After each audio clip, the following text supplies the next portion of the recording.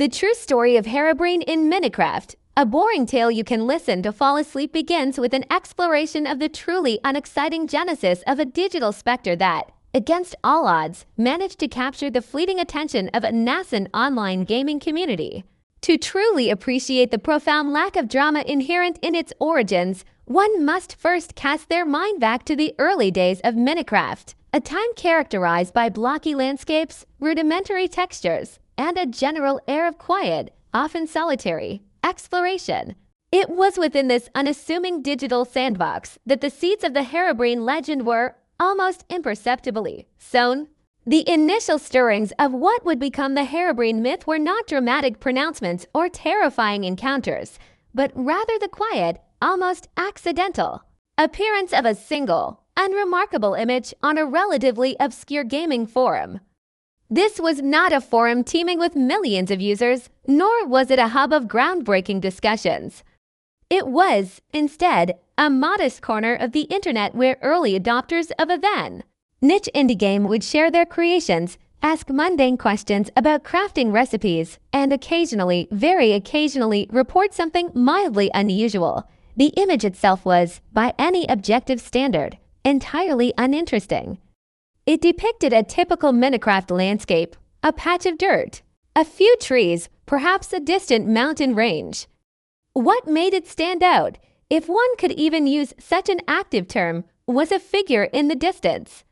This figure possessed the standard player model, a blocky humanoid shape, but with one subtle, almost imperceptible difference. Its eyes were entirely white. Not glowing, not menacing, just white. It was the kind of detail that, in any other context, would be dismissed as a texture glitch, a rendering error, or simply a trick of the light. There was no accompanying narrative of terror, no frantic plea for help, no dramatic recounting of a heart-stopping encounter. Just a static image uploaded with a caption that was equally devoid of flair, something along the lines of, "Found this guy in my single-player world." Anyone know what it is? This initial post, far from igniting a firestorm, barely registered a flicker. A few replies trickled in, mostly suggesting the obvious, probably a bug, never seen that before. Are you sure you're not on a server? The responses were as uninspired as the original query. There was no immediate sense of dread, no widespread panic. The conversation, if one could even call such a desultory exchange a conversation, quickly moved on to more pressing matters, such as the optimal placement of torches or the efficacy of various mining techniques.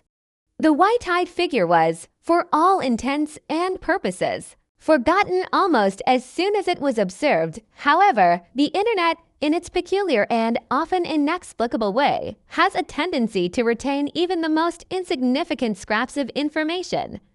Like dust motes accumulating in a quiet corner, these seemingly trivial digital artifacts can, over time, coalesce into something larger, not necessarily more significant, but certainly more voluminous. And so it was with the white-eyed figure. Weeks, perhaps even months, later, another post surfaced. This one, too, was unassuming, a brief text entry on a different forum, or perhaps a comment buried deep within an existing thread. It described a similar encounter, a player, alone in their single-player world, noticing a figure in the fog, a player-like entity with those same unnervingly blank, white eyes. Again, the description was devoid of any heightened emotion. It wasn't a tale of being chased or attacked, merely one of observation.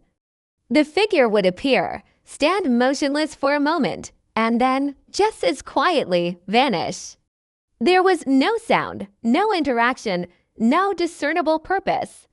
It was, in essence, a digital non-event. The repetition, however, was just enough to trigger a faint echo of recognition in the minds of a few longtime players. "Hey, I think I saw something like that once," someone might have mused. Or wasn't there a picture of a guy with white eyes a while back? These were not exclamations of fear, but rather mild curiosities, the kind of fleeting thoughts that pass through one's mind while waiting for a crafting recipe to complete. The true, if still incredibly dull, turning point came with the emergence of a slightly more elaborate, though still fundamentally uninspired, narrative. This narrative, often attributed to a user whose name has long since faded into the mists of internet obscurity, began to piece together these isolated, unremarkable observations into a rudimentary story. It spoke of a figure that would build strange, pyramid-like structures, or dig 2x2 tunnels, or chop down all the leaves from trees, leaving only the trunks. These actions, it must be stressed, were not inherently terrifying. Building a pyramid in Minecraft is a common pastime. Digging tunnels is essential for mining. Chopping trees is a fundamental part of resource gathering. The only thing that made these actions creepy was the attribution to a non-player character with white eyes, operating in a single-player world where no other players should exist. Even then, the creepiness was of the mildest variety. It was the kind of vague unease one might feel when noticing a misplaced item in their own home, quickly dismissed as forgetfulness rather than supernatural intervention. The narrative was thin, lacking any real plot, character development, or genuine stakes. It was a collection of observations, strung together by the flimsiest of threads, designed to evoke a sense of mild peculiarity, rather than outright terror. The spread of this burgeoning, yet still profoundly unexciting, creepypasta was not explosive. There were no viral videos, no sudden surges in search queries. Instead, it was a slow, almost glacial diffusion, primarily through text-based forums and early video-sharing platforms where content was often low quality and viewership numbers modest.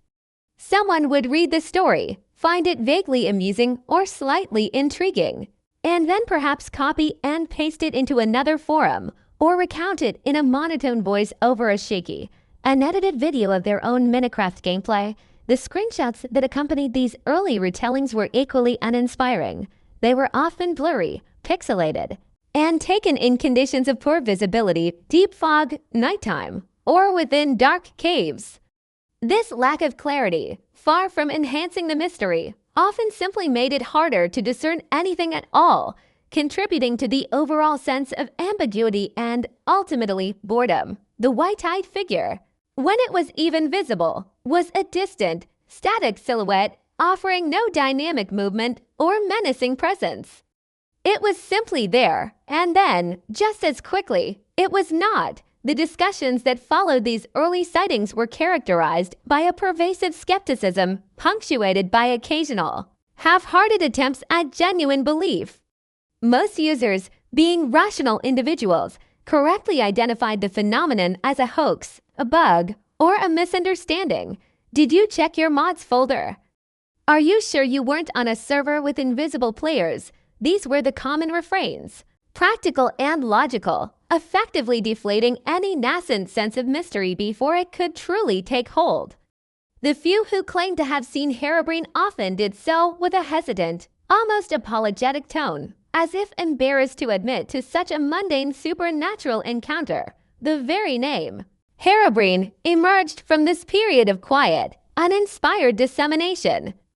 Its etymology is as unremarkable as the entity it describes, likely a simple combination of hero, perhaps referring to the default Minecraft player skin, and brine, a somewhat arbitrary suffix, adding a touch of faux mystery without any real meaning. There was no grand revelation, no ancient prophecy, no dramatic naming ceremony. It simply coalesced from the collective, an enthusiastic chatter of the early Minecraft community. The initial impact of Herobrine on the broader gaming landscape was negligible. It was a localized phenomenon, confined to the niche corners of the internet where Minecraft was discussed. Mainstream gaming publications paid it no mind. Major news outlets certainly didn't. It was a whisper in a very small echo chamber, a digital urban legend that struggled to even achieve the status of a mildly interesting anecdote. Its spread was organic, yes, but organic in the way that moss spreads across a damp rock, slowly, quietly, and without any discernible urgency. The creepypasta aspect of Herobrine was, from its very inception, fundamentally flawed. A good creepypasta relies on suspense, on psychological terror, on a gradual buildup of dread that culminates in a truly unsettling revelation. Herobrine offered none of this. Its story was a series of disconnected and threatening observations. The entity itself was passive, never interacting, never attacking, never even making a sound. It was the digital equivalent of a silent and moving mannequin glimpsed in the distance, mildly odd perhaps, but certainly not terrifying. Even the evidence presented was consistently poor. The grainy screenshots and low-quality videos were not designed to shock or disturb, but rather to merely suggest the presence of something slightly out of place.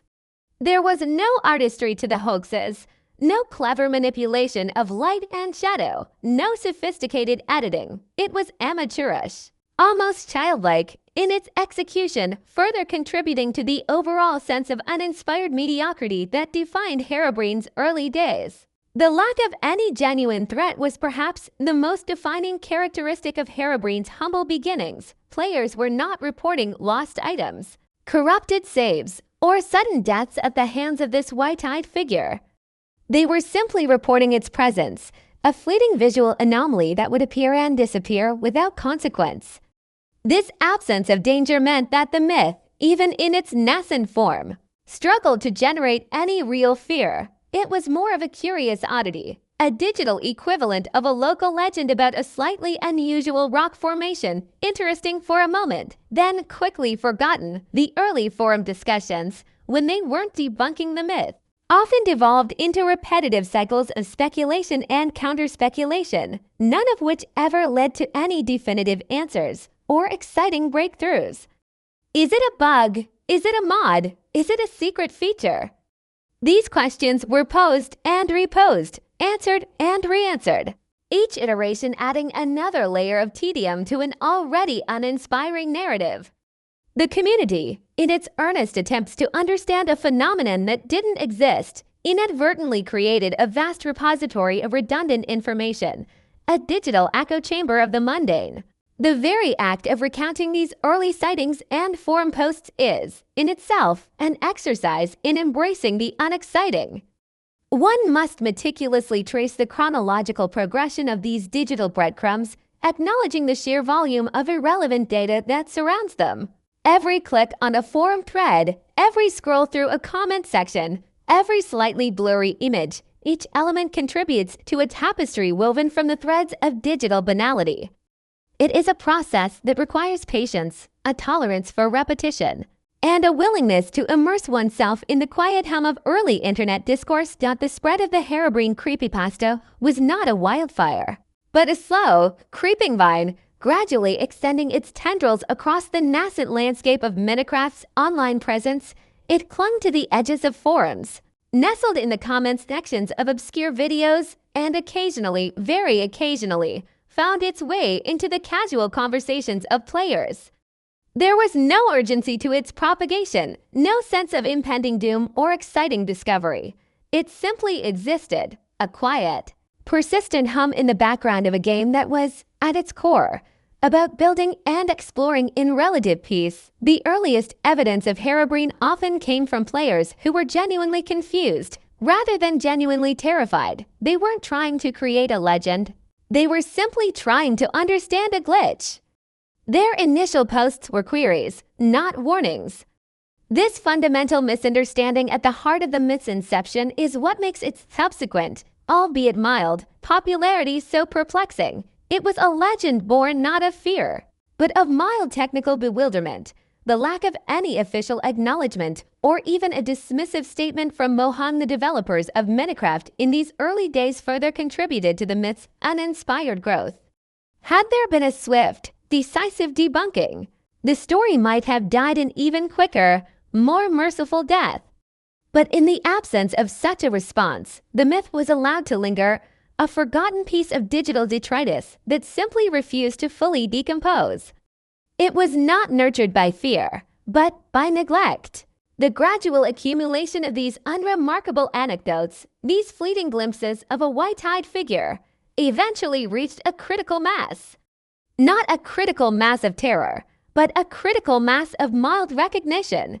Players would start to hear the name Herobrine and vaguely associate it with the concept of a ghost in Minecraft. It became a kind of inside joke, a knowing nod among early adopters, rather than a genuine source of fear. The humor, if one could even call it that, was derived from the sheer absurdity of a non-existent entity causing such mild consternation. The early videos, often recorded with rudimentary screen capture software and uploaded with minimal editing, showcased Herobrine in his most unthreatening form. He would appear in the distance, a static figure, sometimes obscured by fog or the low resolution of the video. There were no jump scares, no sudden movements, no dramatic sound effects. The viewer was left with a sense of mild disappointment, perhaps, but certainly not fear. It was the visual equivalent of a dull photograph. Quickly scrolled past, the forums, in their endless capacity for discussion, would often host lengthy threads debating the veracity of Herobrine's sightings. These debates were rarely passionate, often devolving into polite disagreements or the reiteration of previously stated points. The arguments were logical, the counter-arguments equally so, leading to a stalemate of reason that left no room for the thrilling unknown. It was a testament to the community's collective rationality and a death knell for any genuine sense of mystery. The sheer volume of mundane details surrounding Herobrine's origins is what truly sets it apart as a boring tale. There are no dramatic twists, no shocking revelations, no hidden conspiracies. It is a straightforward account of how a series of unremarkable observations, combined with the low-stakes environment of early online gaming forums, coalesced into a legend that was never truly legendary. Every step of its genesis is characterized by a profound lack of excitement, making it the ideal narrative for those seeking a gentle descent into slumber. The earliest forum posts, now archived and often difficult to locate, serve as a testament to this pervasive mediocrity. They are filled with the mundane concerns of early Minecraft players: how to find diamonds, how to build a better farm, how to survive the night. Herobrine, when he appeared at all, was a fleeting distraction, a momentary blip in the otherwise predictable rhythm of digital life. He was not a force of chaos, but a minor inconvenience, easily ignored or dismissed. The very concept of a digital ghost in a game like Minecraft was, in its early iteration, more whimsical than frightening. The blocky graphics and simple mechanics lent themselves more to playful exploration than to existential dread. Herobrine, with his blank white eyes, was less a harbinger of doom and more a slightly unsettling graphical anomaly, akin to a texture glitch that hadn't been patched out yet. The slow, uneventful spread of this creepypasta was a testament to the unhurried pace of early internet culture. Information traveled at a different speed, often relying on word of mouth or, rather, text of text and manual sharing. There was no instant virality, no algorithmic amplification. Herobrine's journey from obscure forum post to widely recognized, yet still fundamentally unexciting, legend was a testament to the quiet persistence of a non-story. The lack of any genuine threat or consequence associated with Herobrine in these early sightings meant that players had no real reason to fear him. He didn't destroy builds, steal items, or cause game crash. He simply was. This passive existence stripped the myth of any potential for terror, leaving only a lingering sense of mild curiosity, quickly replaced by the more pressing concerns of in-game survival and construction. The meticulous tracing of these early forum posts and grainy screenshots reveals a consistent pattern of unremarkableness. Each new sighting mirrored the previous one in its lack of detail, its ambiguity, and its ultimate inconsequentiality. The repetition of these mundane observations, far from building suspense, instead created a predictable rhythm, a steady drone of unexciting information that could easily lull one into a state of profound relaxation. The deep dive into the archives of internet history promised in the description is not one filled with thrilling discoveries or hidden secrets. Instead, it is a journey through countless pages of forum discussions, many of which are now defunct or difficult to access, filled with the ephemeral chatter of a bygone era. It is a testament to the sheer volume of digital noise that surrounds even the most unremarkable of phenomena. Every click and every comment recounted with painstaking, soporific accuracy is a deliberate choice designed to emphasize the profound lack of dynamism in Herobrine's origins. There are no sudden twists, no unexpected revelations. The narrative unfolds with the predictable rhythm of a ticking clock, each second indistinguishable from the last, until the listener finds themselves drifting into a peaceful, dreamless sleep, undisturbed by any lingering sense of digital dread.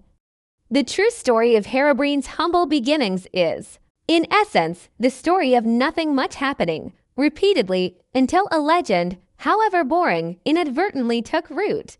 The true story of Herobrine in Minecraft, a boring tale you can listen to fall asleep, continues by examining the fleeting and utterly uninspiring moment when Minecraft's creator, Marcus Persson, more commonly known as Notch, addressed the Herobrine phenomenon. This was not a dramatic press conference, nor a sudden, shocking expose. It was, instead, a series of brief, almost perfunctory statements, often delivered through the quiet, unassuming medium of social media, or forum posts devoid of any discernible emotion or urgency. The very nature of these pronouncements contributed to the myth's inherent lack of excitement, as the ultimate authority on Minecraft's could simply, and without fanfare, stated the obvious. Herobrine did not exist to truly appreciate the profound and remarkableness of Notch's intervention. One must consider the context of the time. The Herobrine myth, such as it was, had been slowly, almost imperceptibly, gaining a modicum of traction within certain niche corners of the Minecraft community. It was a low-grade hum of mild curiosity, occasionally punctuated by a new blurry screenshot or a monotonous recounting of a non-event. It was not a widespread panic, nor a significant drain on developer resources. It was, in essence, a digital urban legend that barely registered on the radar of most players, let alone the game's creator. Notch, at this point in Minecraft's development, was a figure of quiet authority. He was the architect of this blocky universe, the ultimate arbiter of what was and was not possible within its digital confines. His word, in matters of game mechanics and lore, was, for all intents and purposes, law. And when his word finally came regarding Herobrine, it was delivered with the straightforwardness of a technical manual, leaving absolutely no room for ambiguity or thrilling interpretation. The first notable instance of Notch addressing Herobrine was often a simple, a net-worn statement on Twitter, a platform known for its brevity and directness. Imagine, if you will, the mundane act of scrolling through a Twitter feed, interspersed with updates about game development, personal musings, and perhaps a casual reply to a fan. Amidst this digital chatter, a tweet would appear, perhaps in response to a direct query, or perhaps as a preemptive clarification. It would read something to the effect of, "I don't have a brother, and he's not in the game," or even more succinctly, "Herobrine is not real." There was no dramatic build-up to these pronouncements. No cryptic hints, no tantalizing teasers. Just a plain, declarative sentence, as unadorned as a block of cobblestone. This directness, while efficient, was also profoundly anticlimactic. Any lingering threads of mystery, any faint hopes for a hidden secret or an elaborate in-game puzzle were immediately, and without ceremony, snipped. The supposed enigma was laid bare, revealing nothing but an empty space where intrigue might have once resided. These concise, unambiguous denials were dissected with a level of detail usually reserved for tax forms, not because they were complex, but because their very simplicity left little else to analyze. There was no subtext to uncover, no hidden meaning to decipher. Notch's statements were precisely what they appeared to be, a straightforward refutation of a fabricated entity. The dissection, therefore, became an exercise in examining the obvious, a meticulous recounting of a non-event, designed to be as flat and unstimulating as possible. Consider the implications of such a direct denial. For a myth to truly flourish, it often requires a degree of ambiguity, a hint of official silence, or even a playful evasion. Notch offered none of these. his responses were unequivocal. No, he's not real. No, he's not in the code. These were not the words of someone trying to fuel a legend, but of someone simply stating a fact. The effect was akin to turning on a bright light in a supposedly haunted room, revealing nothing but ordinary furniture and dust motes. The immediate aftermath of these denials was equally uninspiring. There was no widespread outcry, no furious debate, no passionate defense of Herobrine's existence from the majority of the community. A few ardent believers might have clung to their theories, perhaps suggesting that Notch was simply trying to cover up a secret, but these were fringe voices, easily dismissed. The prevailing sentiment was one of mild acceptance, a collective shrug of the shoulders. Oh, okay, so he's not real. Moving on. This rapid and uneventful debunking highlighted how quickly and definitively this supposed enigma was laid to rest, leaving no room for intrigue or excitement. The life cycle of the Herobrine myth, in its earliest stages, was remarkably short and unfulfilling. It was born of mild confusion, sustained by low-quality hoaxes, and then, with a few simple words from the creator, unceremoniously put to bed. There was no epic struggle between belief and skepticism, no dramatic revelation. Just a quiet, almost imperceptible fizzling out. Notch's statements were not just about denying Herobrine's existence. They were also about clarifying the nature of Minecraft itself. They reinforced the idea that the game was a carefully constructed digital world, subject to the laws of code and design, not to the whims of phantom entities. This grounded reality, while reassuring for players, was antithetical to the very essence of a compelling urban legend. A ghost story thrives on the unknown, on the possibility of something beyond human comprehension. Notch's denials firmly placed Herobrine within the realm of the known. A figment of imagination, nothing more. The repeated nature of these denials, though brief, also contributed their unstimulating quality. Notch wasn't just saying it once, he was saying it again and again, whenever the topic resurfaced. Each repetition further dulled the edge of any lingering mystery, transforming the question of Herobrine's existence into a tiresome refrain. It was like being asked the same simple arithmetic problem repeatedly. The answer remained the same, and the act of providing it became increasingly monotonous. Consider the language used in these denials. It was typically plain, factual, and devoid of any evocative imagery. There were no flourishes, no dramatic pronouncements, no attempts to engage with the myth on a narrative level. It was purely informational, a direct communication from developer to player, designed to convey a simple truth: Herobrine is not a feature of this game. This stark, unembellished language served as a powerful antidote to any burgeoning sense of wonder. The impact of Notch's statements was not to eradicate the myth entirely, but to reframe it. Herobrine ceased to be a genuine mystery and instead became a known hoax, a running gag, a piece of Minecraft folklore that everyone understood was not real. This transformation, while important for the game's factual integrity, simultaneously stripped the myth of any genuine terror or excitement. It became a topic for casual discussion, a source of mild amusement, but never a cause for genuine alarm. The brevity of Notch's denials is a key element in their uninspiring nature. He did not write lengthy essays debunking the myth, nor did he engage in protracted debates with believers. He simply stated his position, concisely and unambiguously, and then moved on to more pressing matters of game development. This lack of prolonged engagement signaled that the topic was, for him, a minor distraction, not a significant concern. Such a dismissive attitude, while entirely reasonable, was hardly conducive to fostering a thrilling narrative. Even the timing of these denials was often unremarkable. They didn't coincide with major game updates or significant community events. They simply occurred when the topic happened to cross Notch's path, perhaps in a forum thread he was browsing or a tweet he happened to see. This casual, almost accidental timing further underscored the low stakes involved. Herobrine was not a priority, merely an occasional point of clarification. The dissection of these denials, therefore, becomes an exercise in examining the obvious. One might analyze the precise wording of a tweet. "I have no plans for a Herobrine character." The implication is clear. No such character exists, nor will one be introduced.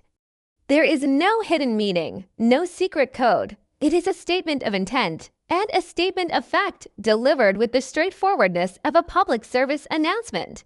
The effect of these denials on the Minecraft community was largely one of quiet acceptance.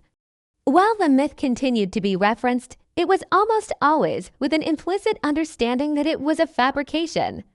Notch's word, in this instance, carried significant weight, and his consistent denials effectively inoculated the mainstream community against genuine belief. The lingering discussions about Herobrine became less about whether he was real and more about the nature of urban legends themselves, or the creativity of the community in sustaining a known hoax. The unexciting nature of Notch's intervention is a crucial part of the Herobrine story. It prevented the myth from ever truly escalating into a widespread panic or a genuine source of fear. By calmly and repeatedly stating the truth, Notch effectively diffused any potential for drama, ensuring that the Herobrine phenomenon remained firmly in the realm of the mildly peculiar rather than the genuinely terrifying. His role was not that of a hero battling a digital monster, but of a pragmatic developer clarifying a misunderstanding. The contrast between the vague, often blurry evidence of Herobrine sightings and the crisp, clear denials from Notch could not be starker. One was amorphous and open to interpretation, the other was precise and unambiguous. This fundamental difference contributed to the rapid debunking of the myth, as the weight of official, authoritative statements easily outweighed the flimsy anecdotal proof offered by alleged sightings. The enduring legacy of Notch's denials is not one of dramatic confrontation, but of quiet, persistent truth. They served as a constant reminder that Herobrine was a product of imagination, not code. This consistent message, delivered without fanfare or embellishment, was the ultimate sedative for any burgeoning excitement surrounding the myth. It was the digital equivalent of a parent calmly explaining that there are no monsters under the bed, leaving the child with nothing but the quiet hum of their own thoughts. The uninspiring journey of Herobrine's debunking, spearheaded by Notch's brief and uninteresting denials, is a testament to the power of simple facts in the face of elaborate fiction. There was no need for complex arguments or lengthy investigations. A few well-placed, unambiguous statements were enough to clarify the situation, ensuring that the Herobrine phenomenon, while persistent in its own mundane way, would never truly achieve the status of a genuinely terrifying or exciting mystery. It was, and remains, a boring tale, perfect for lulling one into a peaceful, undisturbed sleep. The true story of Herobrine in Minecraft, a boring tale you can listen to fall asleep, now drifts into one of the most persistent, yet ultimately meaningless, elements of the Herobrine saga, the recurring, almost ritualistic appearance of the phrase removed Herobrine within the official Minecraft patch notes. This was not a dramatic reveal, nor a cryptic clue, but rather a dry, repetitive developer joke, a small, almost imperceptible nod to a non-existent entity, utterly devoid of any genuine significance or thrilling implications. Its monotonous repetition, coupled with its utterly predictable outcome, serves as an ideal auditory aid for drifting off, a lullaby of digital banality. To fully grasp the profound unimportance of this particular facet of the Herobrine myth, one must first understand the nature of game patch notes. These are typically mundane documents, lists of bug fixes, minor adjustments, and incremental improvements. They are read by a small subset of dedicated players, often with a specific purpose in mind, to see if a particular bug has been squashed or if a desired feature has been implemented. They are not, by design, sources of entertainment or intrigue. They are functional, factual, and generally exceedingly dull. It was within this context of functional dryness that the removed Herobrine line began its quiet, almost unnoticed, insertion. It wasn't there from the very beginning of the Herobrine myth, but emerged later, after Notch had already made his brief and interesting denials. It was a response, a subtle acknowledgement, not of Herobrine's existence, but of the community's persistent, if mild, fascination with the non-existent entity. The developers, in their infinite wisdom, decided to lean into the absurdity, not with grand gestures, but with a quiet, almost imperceptible wink. The first instance of removed Herobrine appearing in patch notes was likely met with a collective, an enthusiastic shrug from the majority of players who even noticed it. For those unfamiliar with the nascent Herobrine myth, it would have been a baffling, nonsensical line quickly dismissed as a typo or an inside joke they weren't privy to.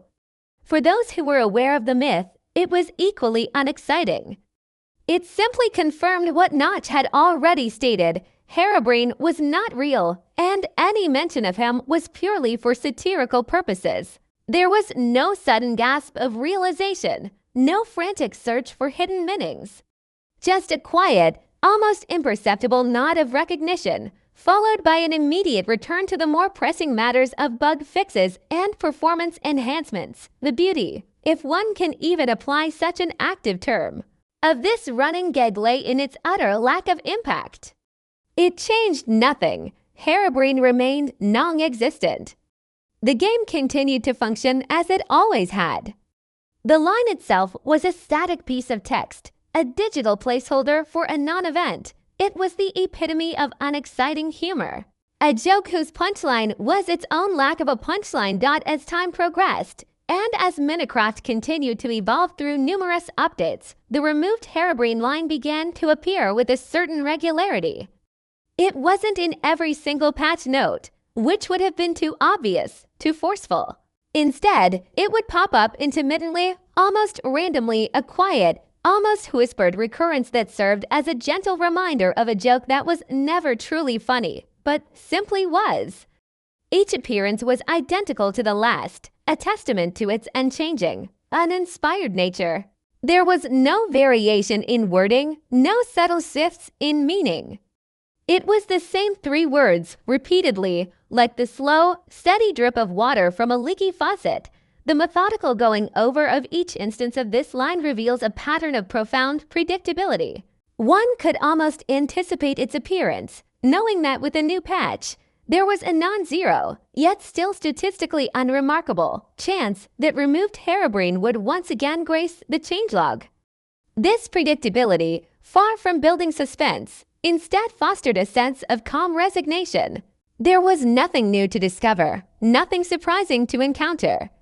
It was a known quantity, a familiar, albeit unexciting, landmark in the landscape of Minecraft updates. The satirical nature of the line was inherently dry. It wasn't a biting satire, nor a clever parody. It was a simple, understated jab at the persistence of a baseless rumor. The humor derived from the developers acknowledging a non-existent threat, treating it as if it were a genuine bug that needed to be patched out. But because everyone knew Herobrine wasn't real, the humor was always muted, a gentle chuckle rather than a hearty laugh. It was the kind of joke that elicits a faint smile, then quickly fades from memory. The lack of actual impact was perhaps the most defining characteristic of this running gag. It did not inspire new theories, nor did it reignite old debates. It did not cause players to frantically search for hidden clues or secret files. It simply existed, a quiet testament to the developers' awareness of the community's quirks and their decision to engage with them in the most understated way possible. The line was a decorative flourish on a functional document, adding nothing of substance, but also detracting nothing. Consider the sheer monotony of this repetition. Imagine reading through dozens, perhaps hundreds, of patch notes over the years and occasionally encountering the exact same phrase. Removed Herobrine each time, the meaning is the same, nothing has changed. The non-existent entity remains non-existent, the joke remains the same. This unwavering consistency, while admirable in its own way, is also profoundly and stimulating. a perfect recipe for inducing a state of gentle drowsiness. The removed Herobrine line became a staple not because it was clever or impactful, but because it was easy. It was a low-effort way for the developers to acknowledge a community phenomenon without actually having to engage with it in any meaningful way. It required no complex coding, no elaborate narrative integration. Just 3 simple words typed into a changelog and then forgotten until the next update. This simplicity, while efficient, also stripped the gag of any potential for excitement. The community's reaction to this running gag was, for the most part, equally subdued. It became an inside joke, a shared understanding, but rarely a source of genuine amusement. Players would occasionally point it out in forums or mention it in casual conversation, but always with a knowing wink and implicit acknowledgement that it was all in good fun and utterly meaningless. There was no fervent analysis, no deep dives into its origins or implications. It was simply a thing that was. The utterly predictable outcome of this phrase was its most horrific quality. Every time removed Herobrine appeared, the outcome was the same. Herobrine remained absent. There was no surprise, no twist, no sudden revelation that he had, in fact, been secretly introduced into the game. This unwavering predictability, while comforting in its own way, was also profoundly boring. It was a narrative loop that always returned to the same starting point, offering no deviation, no excitement, no reason to stay awake. The phrase itself, removed Herobrine, is a masterclass in understated humor.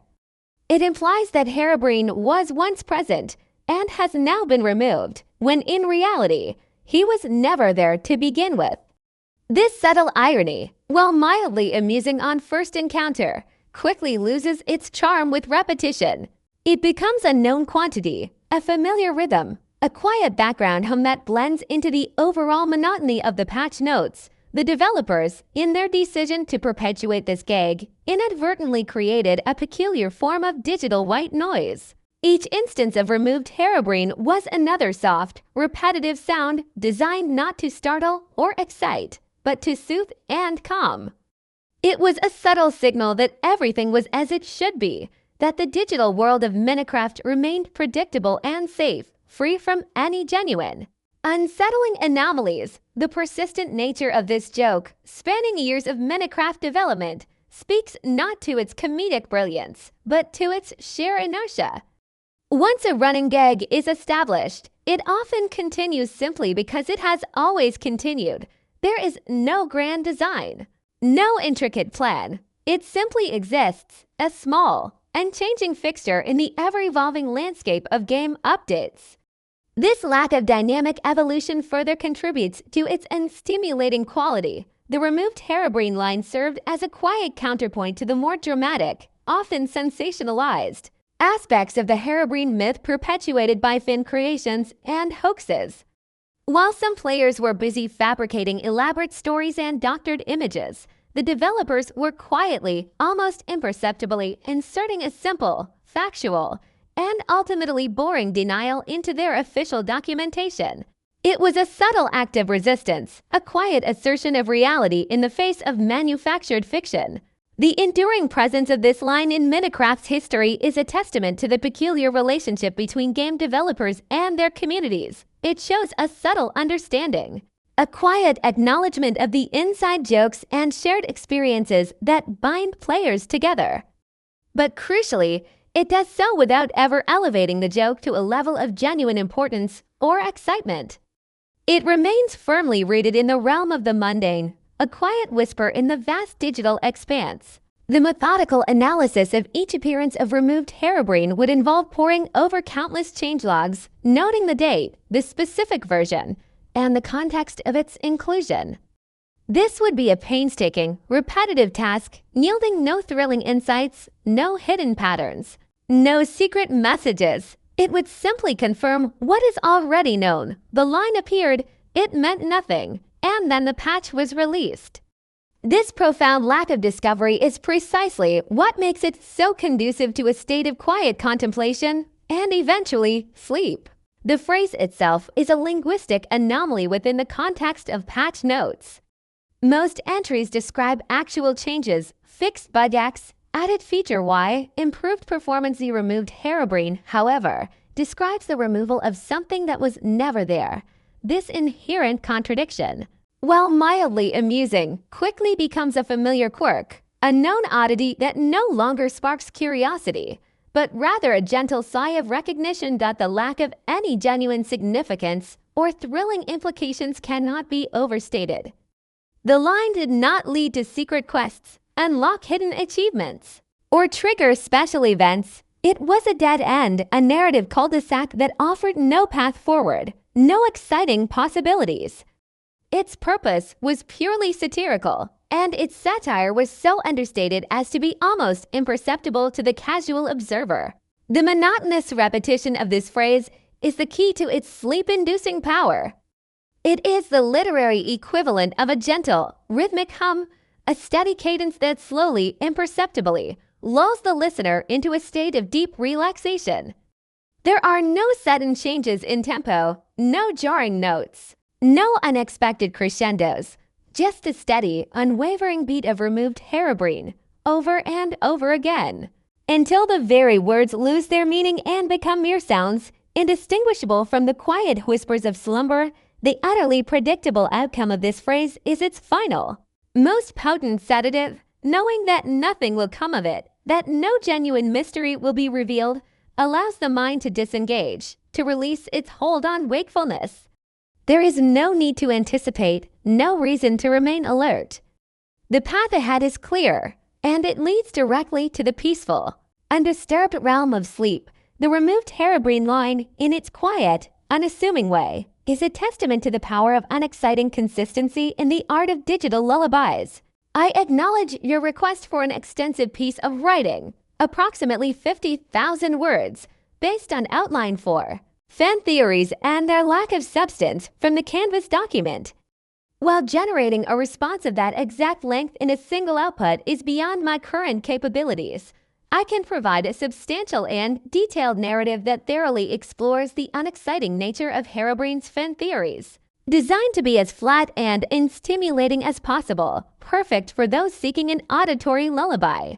The true story of Herobrine in Minecraft, a boring tale you can listen to fall asleep, then meanders through the vast, yet remarkably shallow, ocean of fan theories surrounding Herobrine.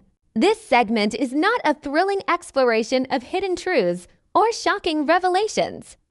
Rather, it is a slow, deliberate walk through speculative fiction that never quite takes off, a meticulous dissection of concepts utterly devoid of evidence or exciting narrative potential. From the unverified whispers of a deceased brother to the equally unsubstantiated claims of corrupted game files, we will systematically dismantle each theory, highlighting their complete lack of weight and their profound inability to inspire anything beyond a mild, fleeting curiosity, quickly followed by a sense of profound boredom. The very existence of fan theories in any context often implies a mystery, a puzzle to be solved, or a hidden lore to be uncovered. With Herobrine, however, the theories were born not from genuine enigma, but from a persistent misunderstanding of a simple hoax. They were attempts to explain something that didn't exist, to fill a void that was, in reality, already empty. This inherent futility is what makes their examination so profoundly uninteresting. Each theory, despite its often elaborate construction, ultimately leads to the same dull conclusion, a dead end. A narrative called --fact. One of the most pervasive, and perhaps the most emotionally manipulative of these theories was the notion that Herobrine was the deceased brother of Minecraft's creator. Notch, this theory, often presented with a solemn, almost reverent tone, suggested that Herobrine was a digital manifestation of a lost sibling, haunting the game as a spectral presence. The narrative would typically involve a tragic backstory, a lament for a life cut short, and an implication that Notch had somehow imbued the game with this sorrowful memory. The supposed evidence for this theory was, predictably, non-existent. It relied entirely on conjecture, on the emotional resonance of loss, and on a complete disregard for any actual facts. The complete lack of factual basis for the dead brother theory is its most defining and most boring characteristic. Notch himself, in his typically brief and unambiguous manner, had already stated unequivocally that he did not have a brother. This simple, declarative statement, delivered without fanfare or embellishment, served as the ultimate debunking. Yet, the theory persisted, clinging to the fringes of the community like a stubborn, unremovable stain. Its continued existence was a testament not to its compelling nature, but to the human tendency to invent narratives, however baseless, to explain the inexplicable, or in this case, the non-existent. The theory offered no exciting revelations, no hidden clues within the game's code, no secret messages from the developer. It was merely a fabricated emotional hook, designed to elicit a fleeting pang of manufactured sympathy, quickly followed by the realization that it was all, quite literally, made up. The very act of discussing it feels like dissecting a phantom limb, an exercise in futility. Another prominent theory, slightly more grounded in the technical aspects of gaming but equally baseless, posited that Herobrine was a corrupted file or a glitch within the game's code. This theory suggested that due to some unforeseen error during development or a rare corruption event during installation, a rogue piece of code had manifested as the white-eyed entity. Proponents of this theory would often speak in vague technical terms, referencing leftover assets or unintended side effects of game updates. They would argue that Herobrine was not intentionally programmed but was an accidental byproduct of the game's complex systems. However, a closer, more methodical examination of this corrupted file theory reveals its profound lack of substance. Real corrupted game files tend to manifest in far more disruptive ways: crash, freezes, graphical anomalies that render the game unplayable, or the complete loss of saved data. They do not, as a rule, spontaneously generate sentient player-like entities that build strange structures and then quietly disappear. The consistent behavior attributed to Herobrine across various supposed settings, his white eyes, his silent appearance, his specific building patterns, would be highly improbable for a random glitch.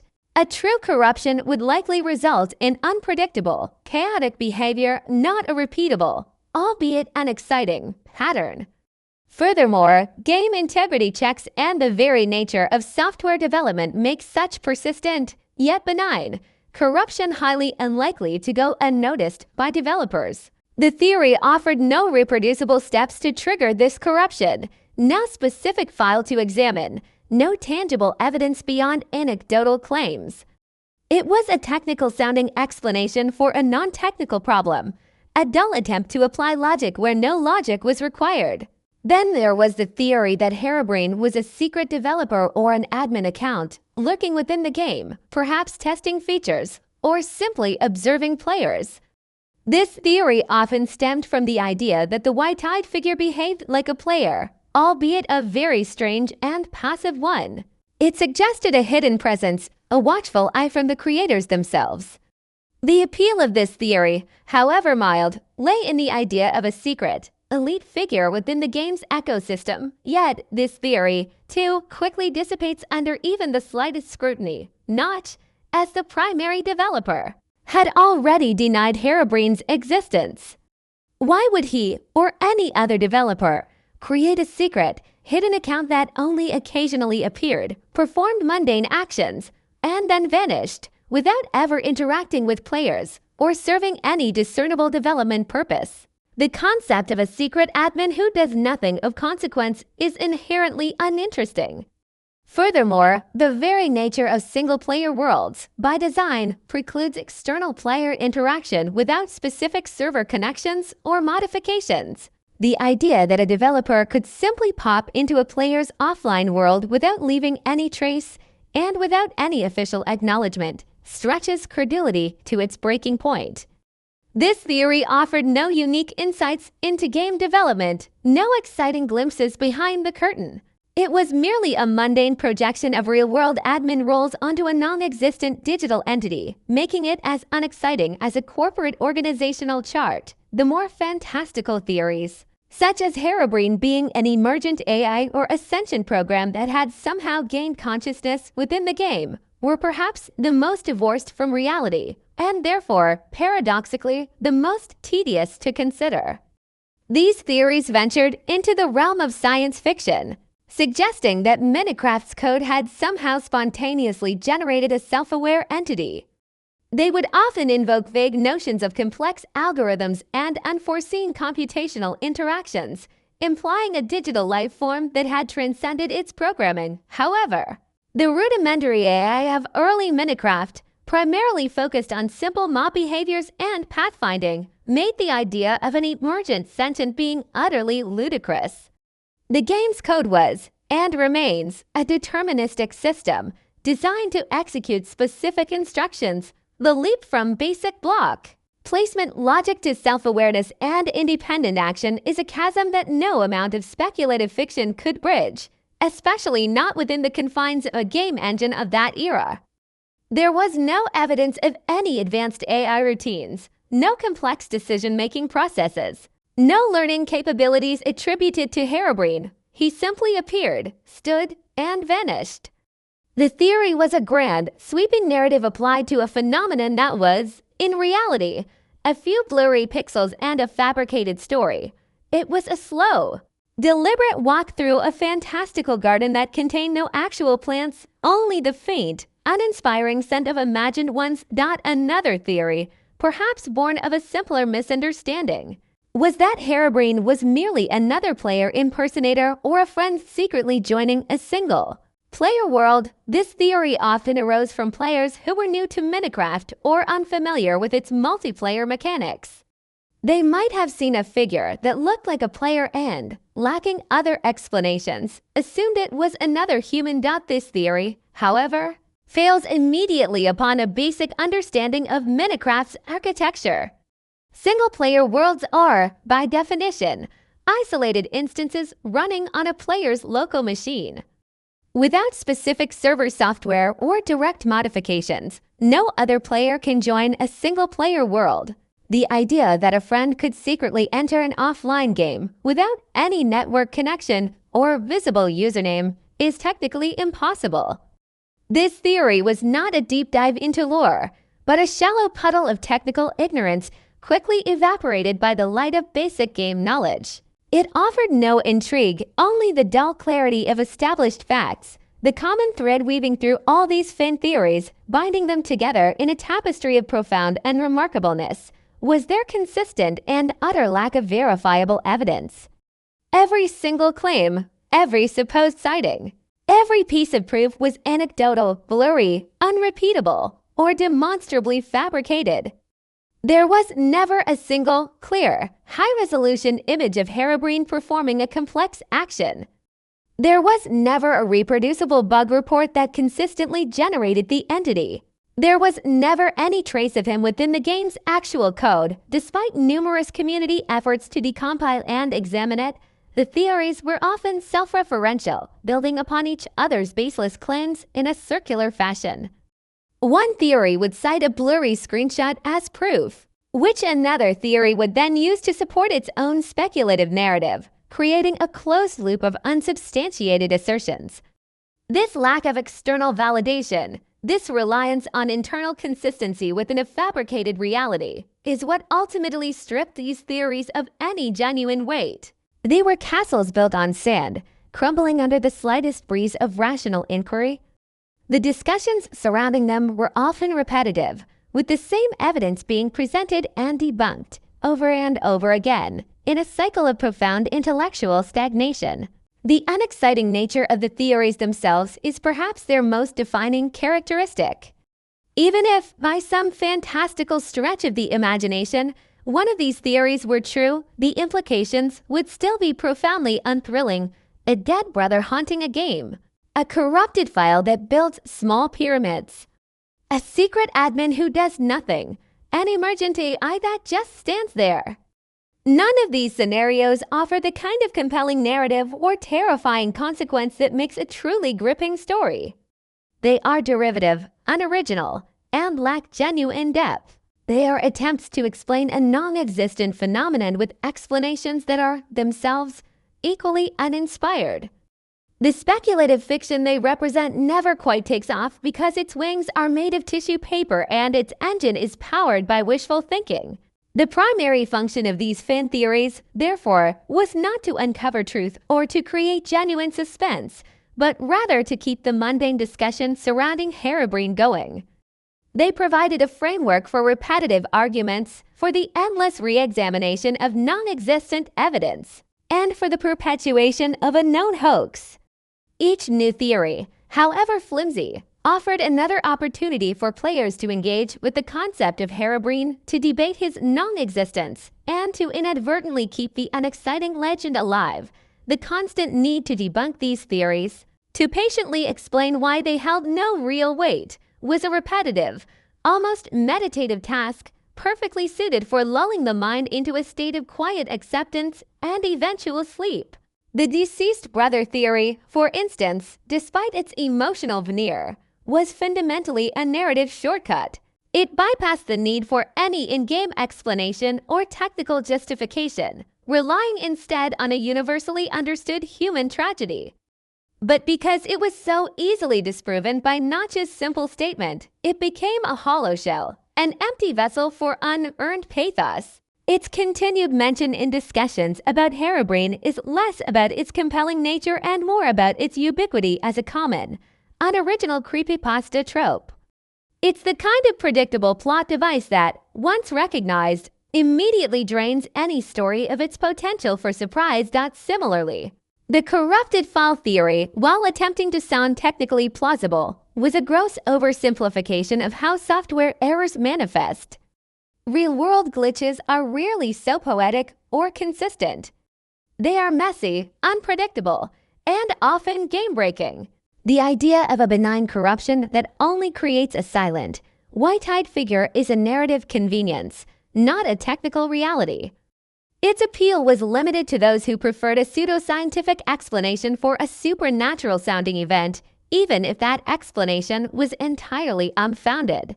The detailed analysis of its flaws is as tedious as debugging a program with no actual bugs. The secret developer admin theory, meanwhile, reflected a common misunderstanding of how game development and administration typically operate.